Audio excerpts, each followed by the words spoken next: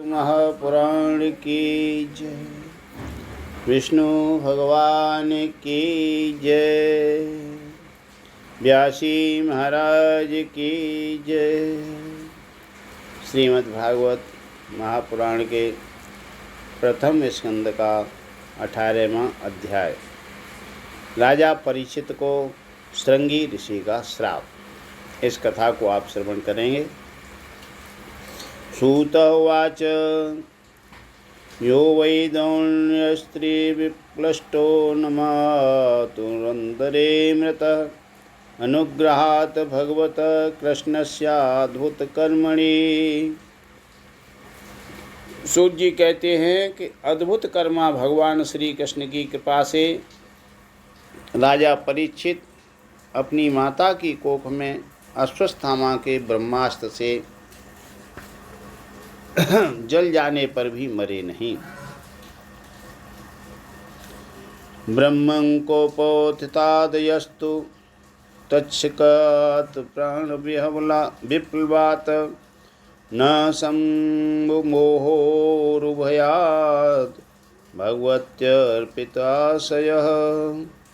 जिस समय ब्राह्मण के शाप से उन्हें डसने के लिए तक्षक आया, उस समय वे प्राण नाश के महान भय से भी भयभीत नहीं हुए, क्योंकि उन्होंने अपना चित्त भगवान श्री कृष्ण के चरणों में समर्पित कर रखा था।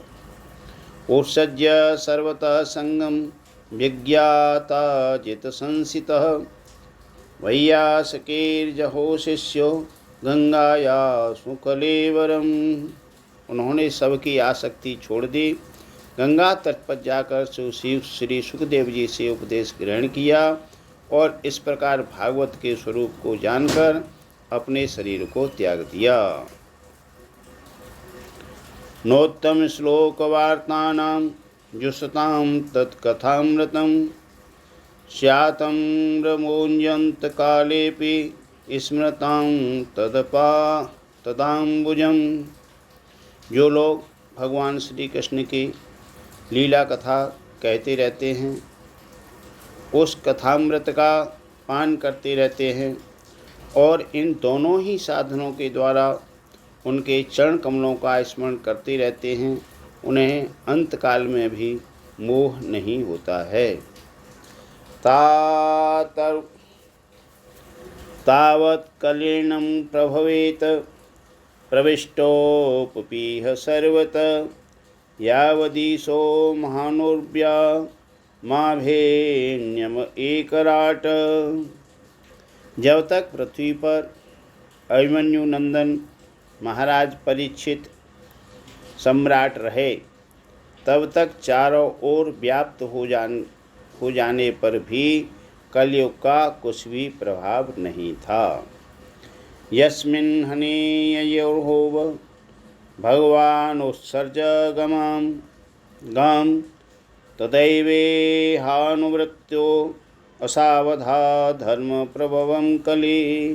वैसे तो जिस दिन जिस क्षण श्री कृष्ण ने पृथ्वी का परित्याग किया, उसी समय पृथ्वी में अधर्म का मूल कारण कलयुग आ गया था। नानुदेष्टि कलिसम्राटं सारंग इव सार्वक कुशलान्यां सुसिद्ध्यन्ति नेतराणि कृतानि यतः। भ्रमर के समान सारग्राही सम्राट परीक्षित कलयुग से कोई द्वेष नहीं रखते थे, क्योंकि इसमें एक बहुत बड़ा गुण है कि पुण्यकर्मा तो संकल्प मात्र से ही फलीभूत हो जाते हैं, परंतु पाप कर्म का फल शरीर से करने पर ही मिलता है, संकल्प मात्र से नहीं। किं नो बालेषु सूरेणं कलिना धीरभीरुणा अप्रमत्त प्रमत्तेषु यो व्रको न सुवर्तते। यह भेड़िए के समान बालकों के प्रति सूरवीर और धीरवीर पुरुषों के लिए बड़ा भीरू है, यह प्रमादी मनुष्यों को अपने वश में करने के लिए ही सदा सावधान रहता है। उपवर्णितमेतत् वः पुण्यं पारीक्षितं मया वासुदेव कथापेत आख्यान यदि प्रक्षत। शौनक आदि ऋषियों, आप लोगों को मैंने भगवान की कथा से युक्त राजा परीक्षित का पवित्र चरित्र सुनाया। आप लोगों ने यही पूछा था, या कथा भगवतं कथनीयो रूपकर्मण गुणकर्माश्रया बुम्बि संसेव्यास्ता बुभुर्षुः। भगवान श्री कृष्ण कीर्तन करने योग्य बहुत सी लीलाएं करते हैं, इसलिए उनके गुण और लीलाओं से संबंध रखने वाली जितनी भी कथाएं हैं, कल्याणकारी पुरुषों को उन सब का सेवन करना चाहिए। ऋषय ऊचुः सूतजीव समा सौम्यं शाश्वतीर्विरसदं यश यस्त्वं संससि कृष्णस्य मर्त्यानामृतं हिनः। ऋषियों ने कहा, सौम्य भाव सूत जी, आप युग युग जिए, क्योंकि मृत्यु के प्रभाव में पड़े हुए हम लोगों को आप भगवान श्री कृष्ण की अमृतमयी उज्ज्वल कीर्ति का श्रवण कराते हैं। कर्मण्यस्मन्ना स्वस्य धूम धूमात्मना भवान आपायेति गोविंद पादपद्म सबमधु। यज्ञ करते करते उसके धुएं से हम लोगों का शरीर धूमिल हो गया है, फिर भी इस कर्म का कोई विश्वास नहीं है। इधर आप तो वर्तमान में ही भगवान श्री कृष्णचंद्र के चरण कमलों का मादक और मधुर मधु पिलाकर हमें तृप्त कर रहे हैं। तुलायां लवनेनापि न स्वर्ग न पुनर्भवन भवत संगम संगस्य मर्त्यानां किमुताशिषि। भगवत प्रेमी भक्तों के लव मात्र के सत्संग से स्वर्ग एवं मोक्ष की भी तुलना नहीं की जा सकती, फिर मनुष्यों के तुच्छ भोगों की तो बात ही क्या है। को नाम तृष्येत रसवित् कथायां महत्तमेकांत परायणस्य नान्तं गुणानां गुणस्य जग्मु योगेश्वराये भवपाद मुख्य। ऐसा कौन रसमर्मज्ञ होगा जो महापुरुषों के एकमात्र जीवन सर्वस्व श्री कृष्ण की लीला कथाओं से तृप्त हो जाए। समस्त प्राकृतिक गुणों से अतीत भगवान के अचिंत अनंत कल्याणमय गुणों का पार तो ब्रह्मा शंकर आदि बड़े बड़े योगेश्वर भी नहीं पा सके। तन्नो भवान वै भगवत प्रधानो महत्तमेकांत परायणस्य हरेरुदारं चरितं विशुद्धं सशुषतां नो वितनोतु विद्वन्। स वै महाभागवत परीक्षित येनापवर्गाख्य मदभ्रबुद्धि ज्ञानेन वैया सके शब्दितेनं भेजे खगेन्द्र ध्वजपादमूलम्। हे विद्वन, आप भगवान को ही अपने जीवन का ध्रुव तारा मानते हैं, इसलिए आप सत्पुरुषों के एकमात्र आश्रय भगवान के उद्धार और विशुद्ध चरित्रों का हम श्रद्धालु श्रोताओं के लिए विस्तार से वर्णन कीजिए। भगवान के परम प्रेमी महाबुद्धिमान परीक्षित ने श्री सुखदेव जी के उपदेश किए हुए जिस ज्ञान से मोक्ष रूप भगवान के चरण कमलों को प्राप्त किया, आप कृपा करके उसी ज्ञान और परीक्षित के परम पवित्र उपाख्यान का वर्णन कीजिए, क्योंकि उसमें कोई बात छिपाकर नहीं की गई होगी और भगवत प्रेम की अद्भुत योग निष्ठा निरूपण किया गया होगा। उसमें पद पद पर भगवान श्री कृष्ण की लीलाओं का वर्णन हुआ होगा। तन्न परम पुण्यमयं व्रतार्थ आख्यान मद्धूतोपयोगनिष्ठम् आख्यान हंता चरितोपपन्नम परीक्षितं भागवताभिरामम्।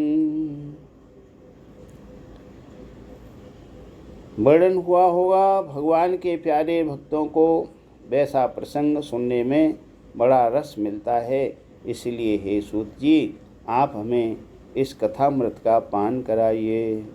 तब तो सूत जी बोले, अहो वयं जन्मव्रतोद्यास्यं वृद्धानुवृत्त्यापि विलोम जाता दौकुल्यमाधि विदनोतु शीघ्रं महत्तमानाममिधान योगा। सूत जी कहते हैं, अहो विलोम, जाति में उत्पन्न होने पर भी महात्माओं की सेवा करने के कारण आज हमारा जन्म सफल हो गया, क्योंकि महापुरुषों के साथ बातचीत करने मात्र से ही नीच कुल में उत्पन्न होने की मनोव्यथा शीघ्र ही मिट जाती है। कुत पुनर्नतो नाम तस्यं महत्तमेकान्तपरायणस्य योऽयन्तरशक्ति भगवानन्तो मधुतृणत्वात् यमनन्तमाहु। फिर उन लोगों की तो बात ही क्या है जो सत्पुरुषों के एकमात्र आश्रय भगवान का नाम लेते हैं। भगवान की शक्ति अनंत है, वे स्वयं अनंत हैं। वास्तव में उनके गुणों की अनंतता के कारण ही उन्हें अनंत कहा गया है।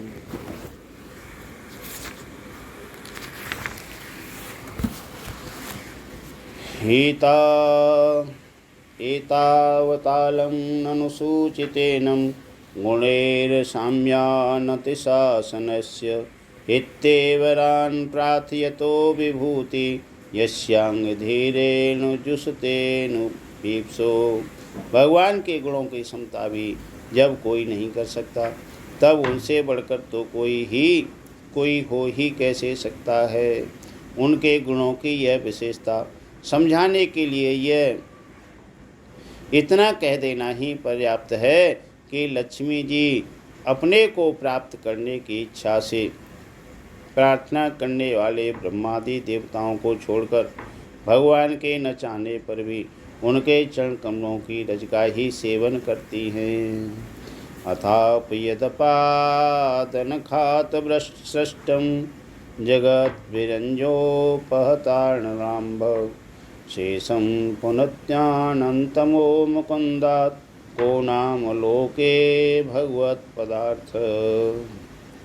यत्तनुरक्ता सहसैव धीरा व्योपहादेहादिषु सङ्गमूढं भ्रजन्ति तत्पादर्मं समन्त्यं यस्मिन् सोपशमं स्वधर्मम्। ब्रह्मा जी ने भगवान के चरणों का प्रक्षालन करने के लिए जो जल समर्पित किया था, वही उनके चरण नखों से निकलकर गंगा जी के रूप में प्रभावित हुआ। यह जल महादेव जी सहित सारे जगत को पवित्र करता है। ऐसी अवस्था में त्रिभुवन में श्री कृष्ण के अतिरिक्त भगवान शब्द का दूसरा और क्या अर्थ हो सकता है। जिनके प्रेम को प्राप्त करके धीर पुरुष बिना किसी हिचक के देहगे आदि की दृढ़ आसक्ति को छोड़ देते हैं और उस अंतिम परमहंस आश्रम को स्वीकार करते हैं जिसमें किसी को कष्ट न पहुंचाना और सब ओर से उपशांत हो जाना ही स्वधर्म होता है। सूर्य के समान प्रकाशमान महात्माओं, आप लोगों ने मुझसे जो कुछ पूछा है वह मैं अपनी समझ के अनुसार सुनाता हूँ। जैसे पक्षी अपनी शक्ति के अनुसार आकाश में उड़ते हैं, वैसे ही विद्वान लोग भी अपनी अपनी बुद्धि के अनुसार ही श्री कृष्ण लीला का वर्णन करते हैं।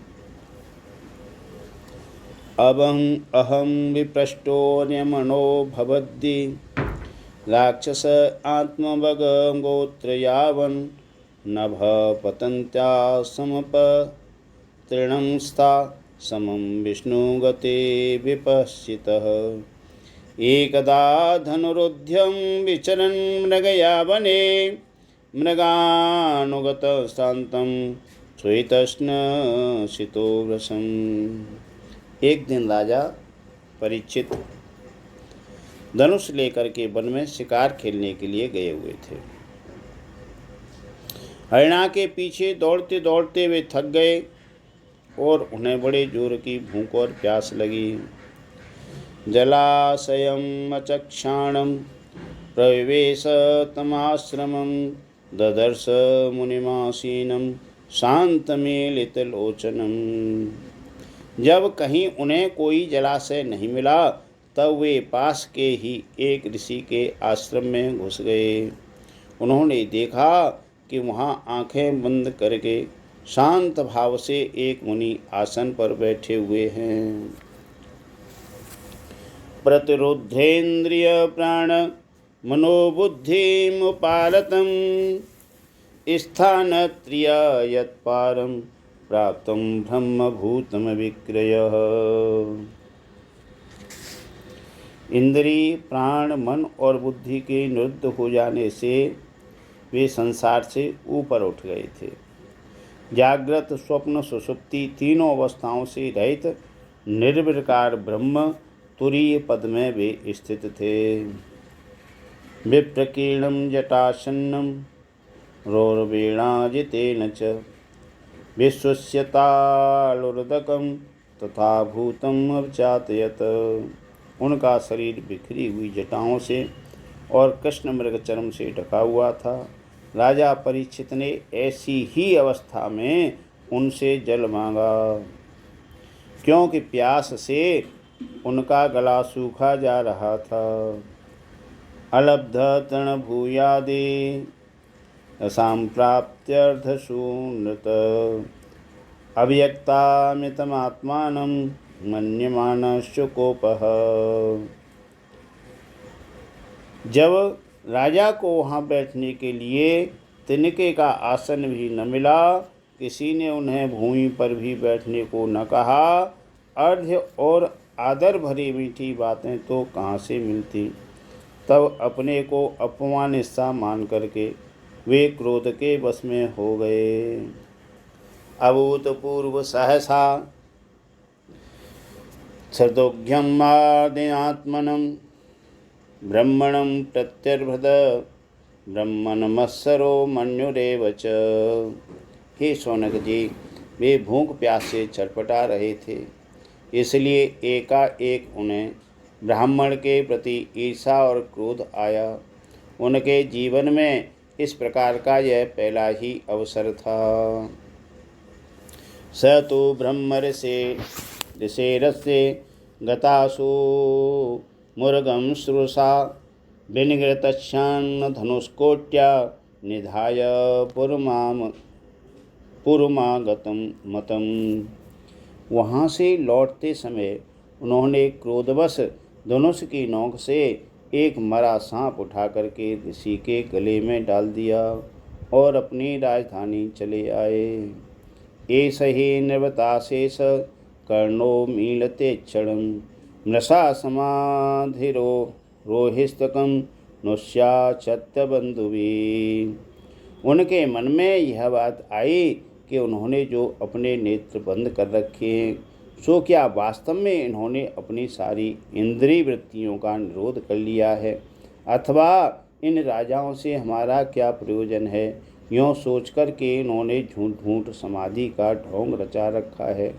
ऐसा मन में विचार करके वह सर्प उनके गले में डाल दिया। तस्य पुत्रो अति तेजस्वी विरहणं बालकोर्भकै राज्ञाघं प्रापित तातं श्रुत्वा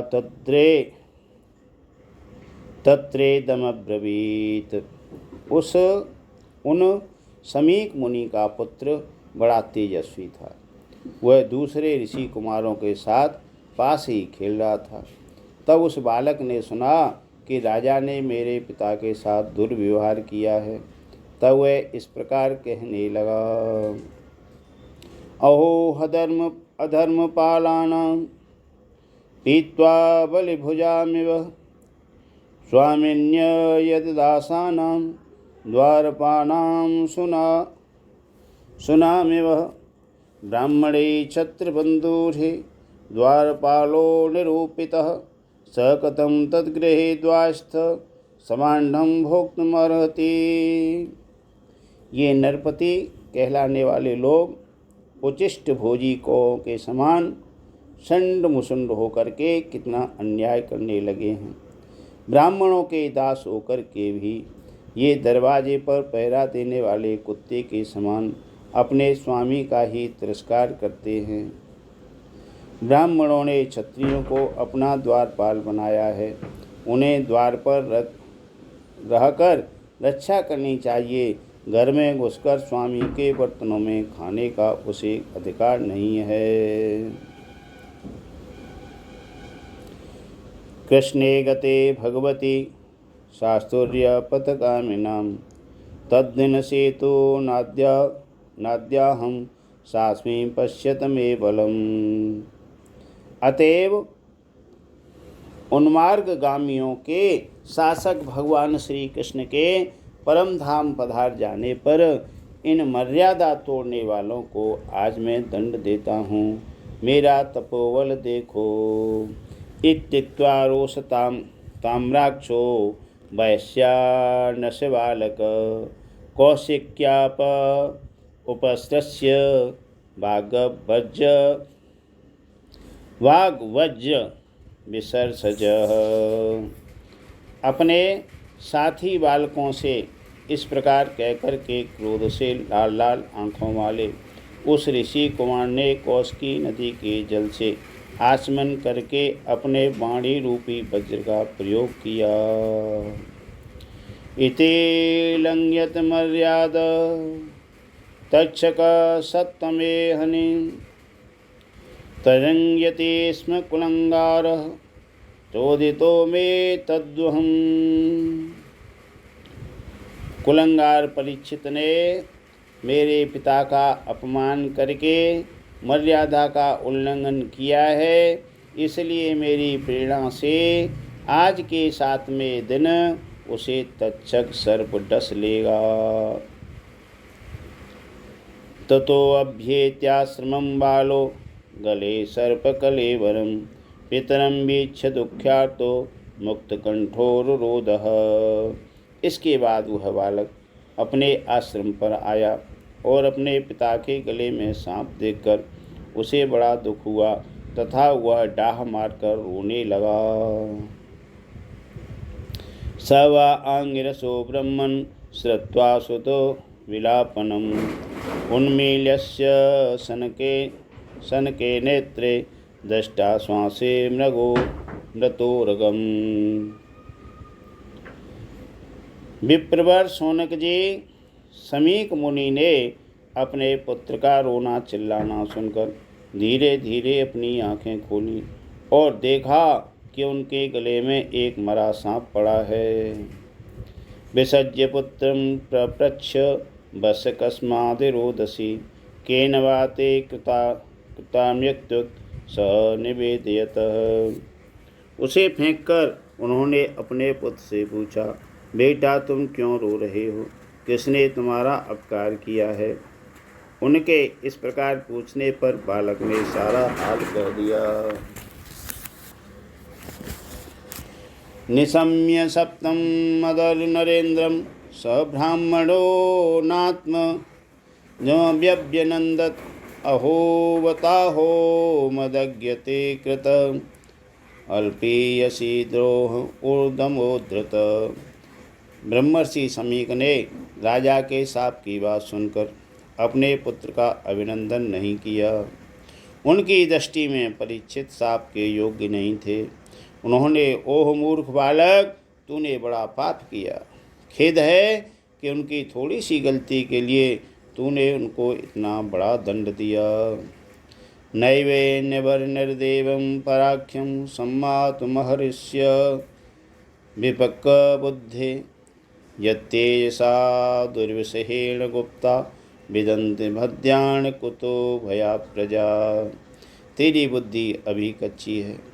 तुझे भगवत रूप राजा को साधारण मनुष्यों के समान नहीं समझना चाहिए, क्योंकि राजा के दुस्सह्य तेज से सुरक्षित और निर्भय रहकर के ही प्रजा अपना कल्याण संपादन करती रहती है।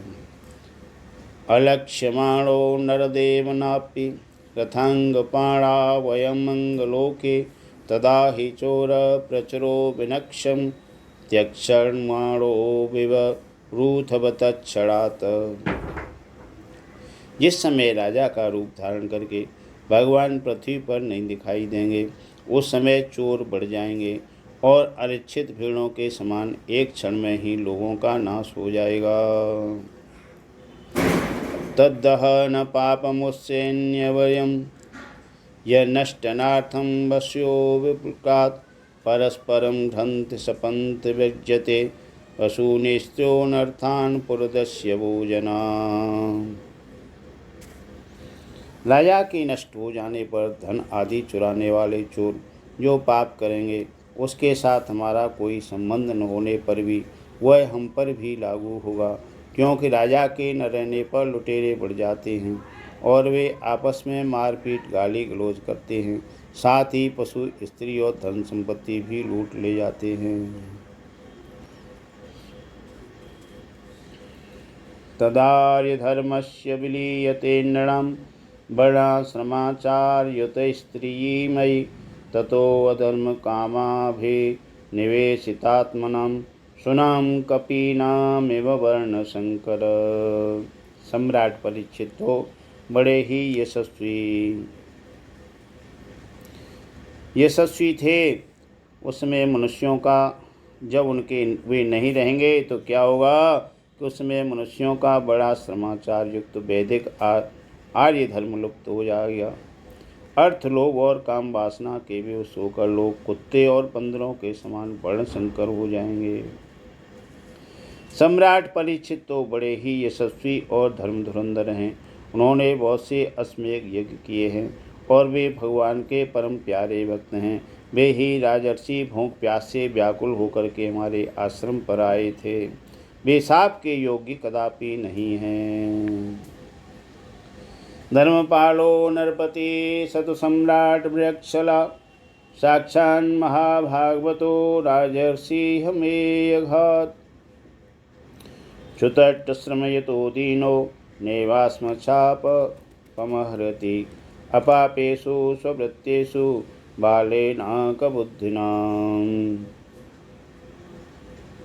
बुद्धिनां पापं कृतं तद भगवान् सर्वात्मा क्षन्तुमर्हति।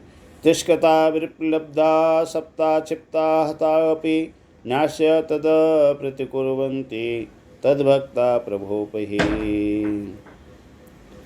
भगवान, इस नासमझ बालक ने हमारे निष्पाप सेवक राजा का अपराध किया है। सर्वात्मा भगवान कृपा करके इसे क्षमा करें। भगवान के भक्तों में भी बदला लेने की शक्ति होती है, परंतु वे दूसरों के द्वारा किए हुए अपमान, धोखेबाजी, गाली गलौज, आक्षेप और मारपीट का कोई बदला नहीं लेते। इति पुत्रकृताघेनं सोनतुत्तपो महामुनि स्वयं विप्रकृतो राजा राज्ञा नेभागं तत्चिन्तयत प्रायश साधवो लोके परे द्वन्द्वेषयोषिता न व्यथन्ति न यस्यन्ति यतात्मा गुणाश्रयम्। महामुनि समीक को पुत्र के अपराध पर बड़ा पश्चाताप हुआ। राजा परीक्षित ने जो उनका अपमान किया था उस पर तो उन्होंने ध्यान ही नहीं दिया। महात्माओं का स्वभाव ही ऐसा होता है कि जगत में जब दूसरे लोग उन्हें सुख दुखादि द्वंद्वों में डाल देते हैं, तब भी वे प्राय हर्षित या व्यथित नहीं होते, क्योंकि आत्मा का स्वरूप तो गुणों से सर्वथा परे है। इति श्रीमद्भागवते महापुराणे पारमहंस्यां संहितायां प्रथम स्कंदे विप्रशापोपलम्भनं नामाष्टदशोऽध्याय। बोलिए श्रीमद्भागवत महापुराण की जय। बोलो भक्तवत्सल भगवान की जय।